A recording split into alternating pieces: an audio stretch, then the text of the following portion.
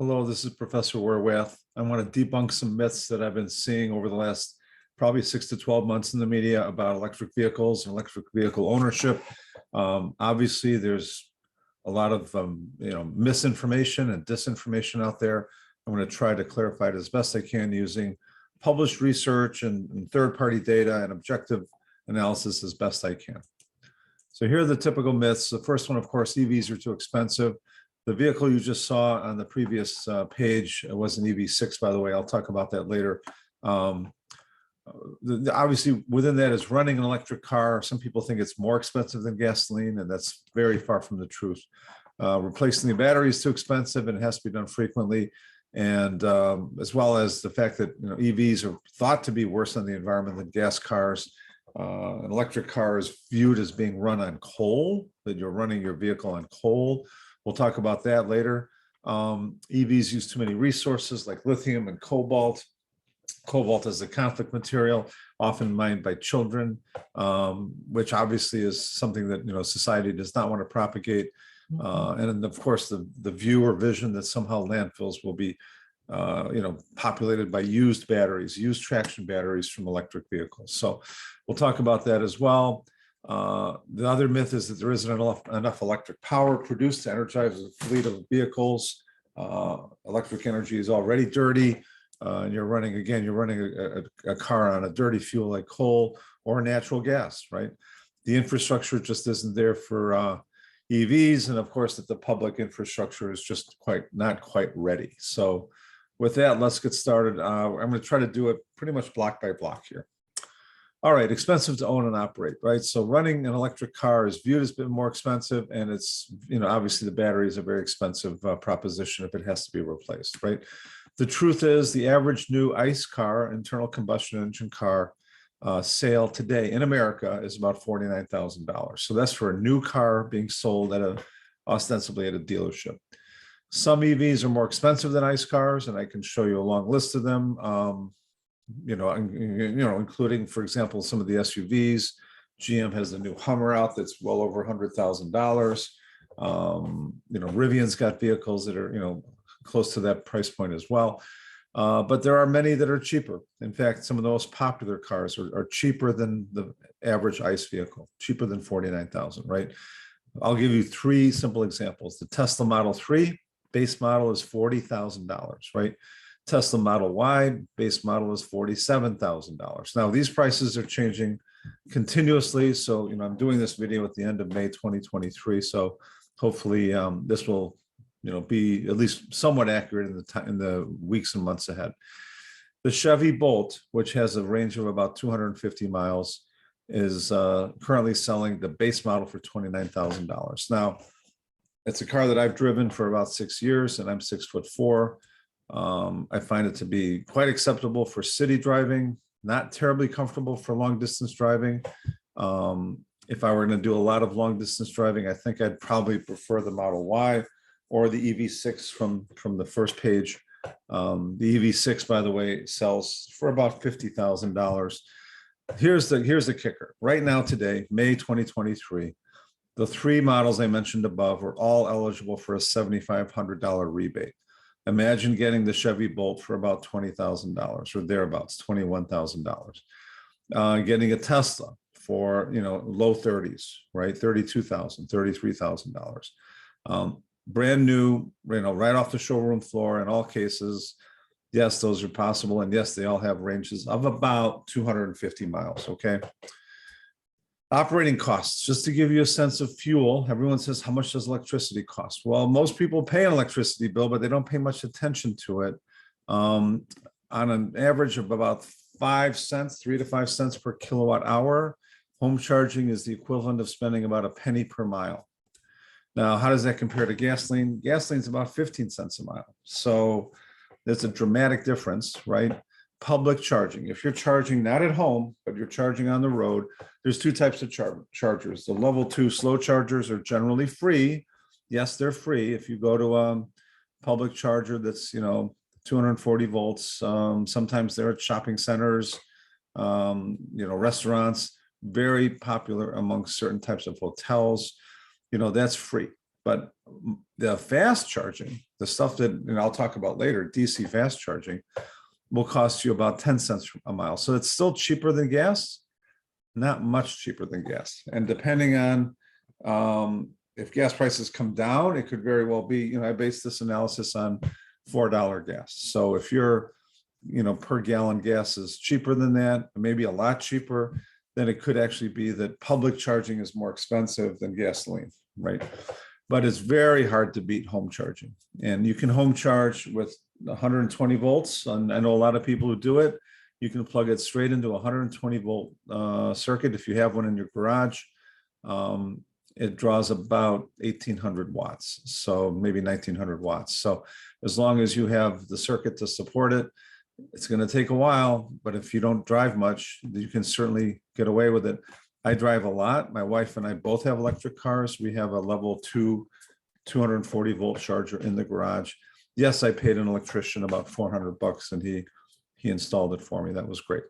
And the truth is, traction batteries are still very expensive. If you have to replace one, bringing in a new one to replace your existing one can be very expensive, but they're warranted for about 8 years. I think the Kia is warranted for 10 years, 100,000 miles, and they're designed to last 200,000 miles. So it's rare that batteries have to be replaced in less than 200,000 miles of driving. So engines and transmissions are also expensive, maybe not as expensive as a battery. What they're doing now, of course, is battery refurbishment. So instead of replacing the battery, a new for new, they're taking your battery and replacing modules, replacing components, cells, if you will, and only the bad cells get replaced. The battery gets rebalanced, reprogrammed, and put back into your car. And that should last you, a certain number of years from there, depending on how many cells you replace and who's doing the work. Electricity costs, right? If I look at a Chevy Bolt, let's look at California high mileage. It's going to cost me $1,300 to charge on a yearly basis. So $1,300 to charge in California, a high mileage vehicle. So that's the Chevy Bolt. If I were to put that same Chevy Malibu or an equivalent Chevy, I guess the Malibu is pretty close to a Bolt, right? California high mileage gasoline would be $3,900. So I'm comparing Chevy to Chevy, California to California, high mileage to high mileage, basically apples to apples, $1,300 for electricity per year, almost $4,000 in gas. So close to triple. This is according to the Nickel Institute. They've done a lot of work in this area. The way to really look at costs, it's not just gasoline or electricity or even the purchase price. It's all the costs that go into operating that vehicle for its lifetime, right? That number is called TCO, total cost of operation. So in Florida, high mileage, a Chevy Bolt is going to be, significantly lower, for example, than a Chevy Malibu. It looks to me like over its lifetime, you will save, including the purchase price, you will save $10, maybe $12,000, right? Now a Tesla S is going to be almost the same price or cost to operate versus a Cadillac, right? Cadillac CT5. And that's on the high mileage side. If you look at low mileage, actually the Cadillac CT5 is cheaper to operate than the Tesla, right? But that includes the purchase price, the cost of the fuel and maintenance and everything else that goes into owning a vehicle. And you can see in the green, the 3 versus the 7 versus the 10-year. Tesla tends to close the gap. It seems actually better on the short term. So if you have only a 3-year lease, for example, it'll probably be cheaper to operate the Tesla than the Cadillac. All right, let's talk about environmental impact, okay? Electric vehicles are worse on the environment than gas cars. That's the myth, right? The truth is EVs are more efficient than ICE vehicles in their use of fuel, right? I think the charts we just saw, plus the cost of the fuel, reflect both of that. But, EVs, 90% efficient versus ICE vehicles, 25%. EVs use more precious metals and materials in manufacturing than gas, and that's very true, especially copper. So copper, you could easily do 3, 4, 5 times as much copper in an EV versus a gas car. You need to, again, look at lifetime emissions or lifetime or life cycle analysis, LCA. We'll show that in a few moments. Recycling plants are being built to deal with recycling and repurposing of traction batteries. So hopefully, once these are in place, we're not going to be seeing traction batteries in landfills, okay? Battery companies are switching to less impactful battery designs. LFP, lithium iron phosphate, uses iron ore as opposed to cobalt, right? Sodium ion batteries don't even use lithium, and those are coming onto the market today in China, much cheaper. Sodium is like salt; it's pretty much everywhere. It's easy to mine. It's cheap to mine. It's a cheap material. The problem is going to be the density. So you're not going to see large, high-performance vehicles with a sodium ion battery in the near term. Okay, but eventually the technology will progress. So what's happening, of course, is lithium is being worked out of the supply chain. Cobalt and manganese, those are being worked out of the supply chain as well. So all of these concerns about cobalt, they're mostly true, I guess, from the perspective of the short term. They're going to be phased out in the long term, and so I get it, right? New lithium mines are being added, which will hopefully deal with the demand issue, the fact that supply is not going to be equaling demand in the next few years. Tesla is also shifting to 48-volt low voltage architecture. What does that mean? That old-fashioned 12-volt battery in your car, in a Tesla in the future, that small battery, what's known as the accessories battery, will be replaced with a 48-volt equivalent. So not only does that change the architecture of the car, it changes how much copper you use to a fraction. A small fraction of what a 12-volt system would require. So it's not going to be their current cars. It's going to be their next generation cars, starting, I believe, with the Cybertruck. So 48-volt architecture could become the new standard for low voltage in vehicles across the world. Where does electricity come from? I'm in Illinois, right? We'll talk about how Illinois basically is mostly nuclear at this point, but on a nationwide basis, nuclear is something like 20%. Coal is about less than 20%. Wind and hydro together, along with solar, represent another 17, 18%, with biomass, geothermal, and other fossils, at about 3 or 4%. So yes, if you look at coal, that's about 19%, and natural gas is about 40%. Now in Illinois, what you're going to see is that Illinois is mostly nuclear at this point. So we're above 50% nuclear in Illinois. And we still have wind and solar at about 20%. So in my view, total renewables in Illinois are about 70%. So you have to look at it state by state and jurisdiction by jurisdiction to say, okay, what is your electric car actually running on? And what's it going to be running on in the future? So you're seeing nuclear coming back in some ways, but that's going to take a long time. Wind and solar are growing at a very fast rate. So what you see here at 10 or 11% is certainly going to grow into 20+% in the years to come. I mentioned life cycle analysis, right? So, and if you look at a car in less than 25,000 miles, if you're going to just keep getting rid of that car and getting a new one every 2 years, basically a gas car will have less of an impact on emissions than an electric car. And that's for the first 2 years. Anything after those first 2 years or 25,000 miles, you see a divergence, these charts, right? So the battery of electric pickup here is going to be, much more efficient than, or actually BEV SUV is going to be much more efficient than the ICE version, right?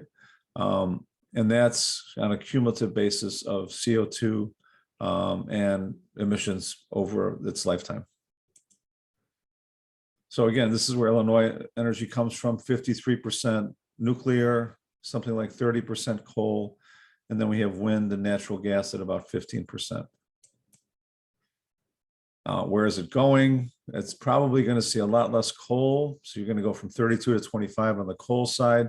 Unfortunately, nuclear is also decreasing because the plants are getting old and obsolete.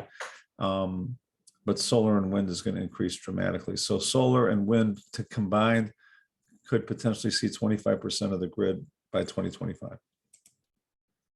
And you're seeing this rapid growth in solar across Illinois and across most of the nation, both residential and commercial, grid scale and home scale, right? So here's the question, right? Can the grid handle it? This was part of the myths that, the grid can't handle it. And, this has been studied by McKinsey, and they're saying in the short term, we don't have much of an issue. If you look at this curve kind of shows, sorry for the small size, but it basically shows that throughout the day, we have a peak and we have a trough. The trough is usually early in the morning, 2 a.m., 3 a.m., and the peak is usually in the late afternoon, about 5 or 6 p.m. when people come home. What happens, of course, is that if you're charging early in the morning, 2 a.m., 3 a.m., your impact on the grid is minimal because there's lots of extra slack capacity in the grid.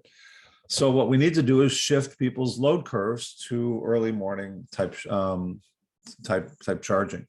To do that, to incentivize that, there's a lot of hourly price structures that are being put in place across the country. So in my state, in ComEd here in Illinois, 2 cents at 2 a.m., 15 cents at 2 p.m. So it incentivizes me. I'm saving a lot of money charging my car in the middle of the night. It's called ComEd hourly pricing. Can the infrastructure handle a huge increase of EVs on the road, right? There's currently 56,000 EV charging stations with another 148,000 charging ports. Those are individual ports that you can plug into. And we're going to need to triple that between now and 2030. So is the money there? Yes, the Biden administration has the money. There's also a lot of private money going into this. If you want to look at Tesla, for example, Tesla's way ahead. I mean, they got 14,000 superchargers across the country. Very impressive network. In some people's mind, if they do a lot of road trips, this alone is reason enough to buy a Tesla versus any other EV, okay? If you have any other EV, you're likely using this network here or some other of the 29 other networks that support CCS, the common charging standard for non-Tesla vehicles, right? Here's the gig. You can say, well, this doesn't look that impressive. And I will admit this is probably a slightly old chart. Teslas and CCSs normally don't work well together. So if you have a Tesla, you normally charge on superchargers. If you have a CCS car like my Kia EV6, historically you weren't able to use Tesla's network.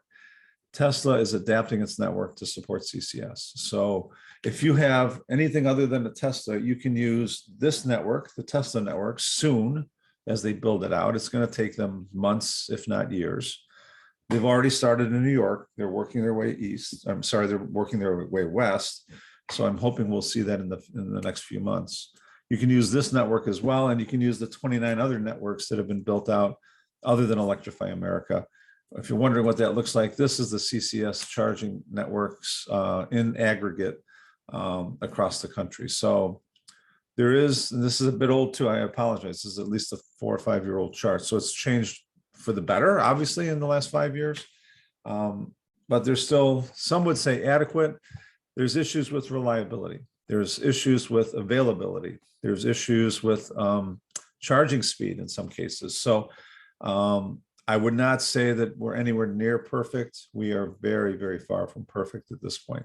Am I happy with it? No, I'm not happy with it. Is it getting better? I think it is, but it'll get a lot better when we can access the Tesla network, this network here. That's going to make a huge difference. Okay, with that, I want to thank you all. Hopefully that reduced some of the anxiety and some of the demythologizing, I guess, of electric vehicles in the future. So thanks a lot. Bye.